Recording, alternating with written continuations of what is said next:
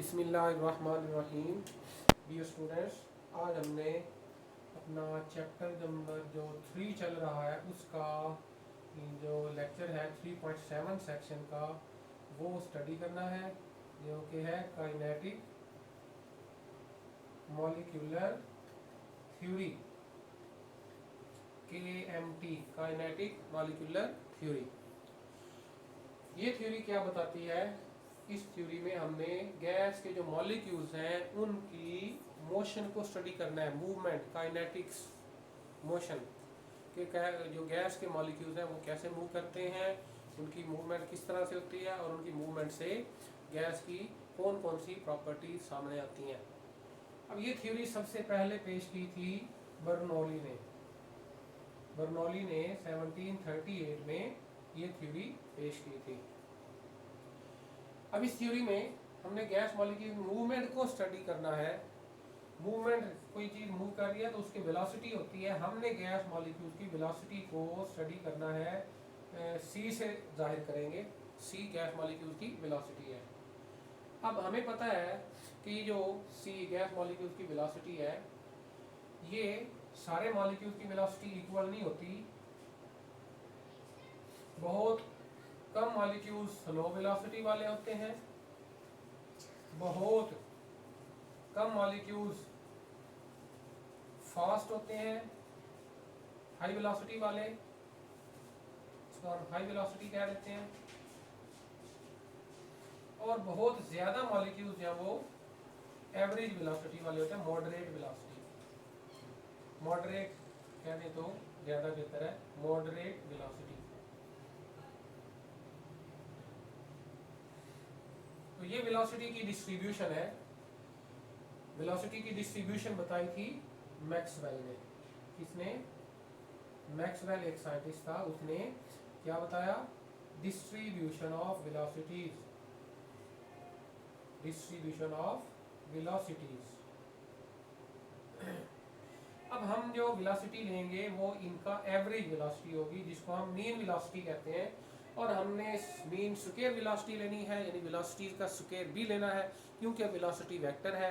इस वजह से जो दो अपोजिट डायरेक्शन में मूव करने वाले मॉलिक्यूल्स की वेलोसिटी, वो नेट वेलोसिटी तो जीरो हो जाएगी अगर हम इसको वेक्टर कंसीडर करें। तो हमने जब स्क्वायर ले लेना है तो फिर वो जो माइनस वाली वेलोसिटी है वो भी प्लस हो जाएगी।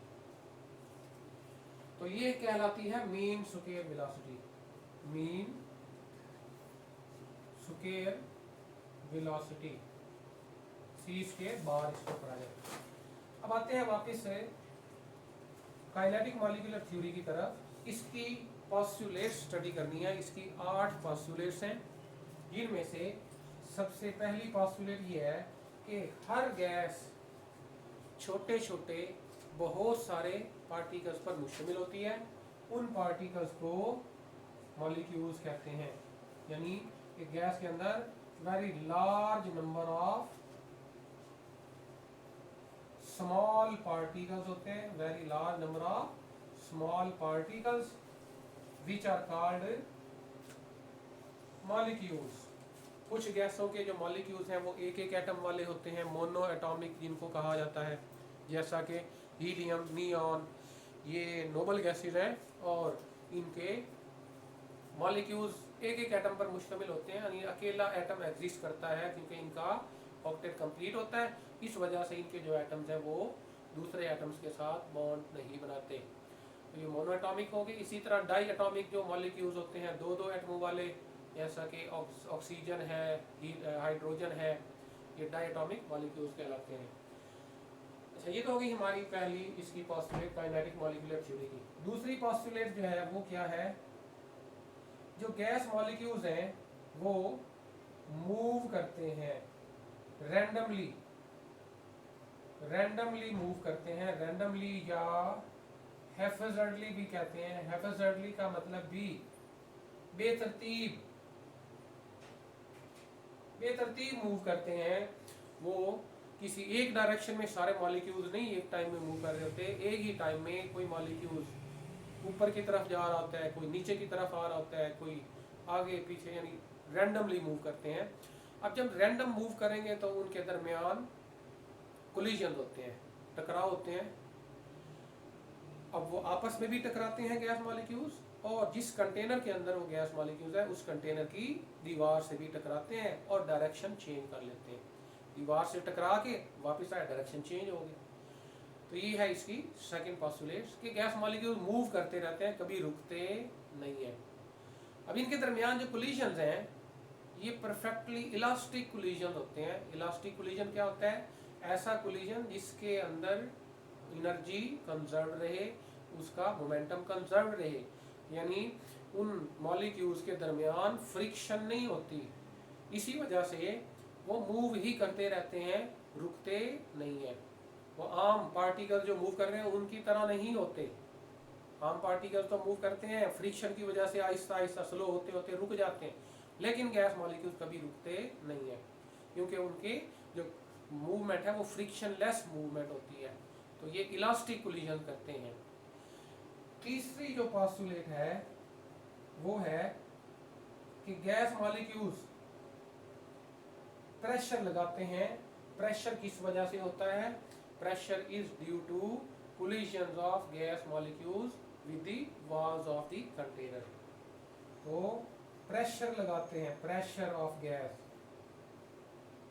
Is due to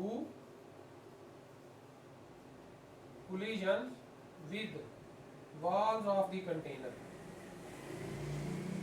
walls of the container। Container की दीवारों से टकराएंगे तो प्रेशर लगेगा, और जितने ज्यादा मॉलिक्यूल टकरा रहे होंगे उतना ज्यादा प्रेशर लग रहा होगा। इस वजह से जो गैस मॉलिक्यूल्स की जो तादाद है वो भी प्रेशर पे इफेक्ट करती है। ज्यादा मॉलिक्यूल्स है तो ज्यादा टकराव होंगे, तो इस वजह से प्रेशर ज्यादा लगेगा। नंबर 4 पे हमने क्या बताना है कि गैस मॉलिक्यूल्स के दरमियान एम्प्टी स्पेसेस होती हैं। Empty space, large empty space, empty spaces between molecules. कि मॉलिक्यूल करीब करीब नहीं होते, मॉलिक्यूल्स एक तो छोटे छोटे साइज के हैं और दूर दूर होते हैं। इस वजह से उनके दरमियान काफी खाली जगह पाई जाती है। एक गैस के अंदर काफी सारी खाली जगह होती है। तो हम ये कह सकते हैं कि गैस मॉलिक्यूल्स जो है असल में जो गैस मॉलिक्यूल्स का वॉल्यूम है वो नेग्लिजिबल होता है। तो अगले पोस्टुलेट में पढ़ेंगे। नंबर 5 पे हमने क्या बताना है? नंबर 5 पोस्टुलेट जो वो ये है कि गैस मॉलिक्यूल्स के दरमियान नेग्लिजिबल फोर्सेस ऑफ अट्रैक्शन होती हैं। Negligible forces of attraction. Gas molecules के दरमियान अट्रैक्टिव फोर्सेस ना होने के बराबर है। हम कहते हैं कि there are no forces of attraction in gas molecules which is ideal gas. Ideal gas के मॉलिक्यूल्स के दरमियान कोई अट्रैक्शन नहीं होती, इसी वजह से वो करीब आते हैं, टकराते हैं और वापस चले जाते हैं। There are negligible forces of attraction between gas molecules. Number 6 postulate है कि negligible actual volume, negligible actual volume of gas molecules. कि गैस मॉलिक्यूल्स का जो एक्चुअल वॉल्यूम है वो नेग्लिजिबल होता है as compare to volume of the container. पूरे कंटेनर का वॉल्यूम लें, फर्ज करें वो 1000 cm³ है, तो उसके अंदर जो असल में गैस मॉलिक्यूल्स ने जितना वॉल्यूम घेरा होगा वो इकट्ठे करें तो जितना वॉल्यूम गैस मॉलिक्यूल्स घेरेंगे वो 1 cm³ भी नहीं बनेगा।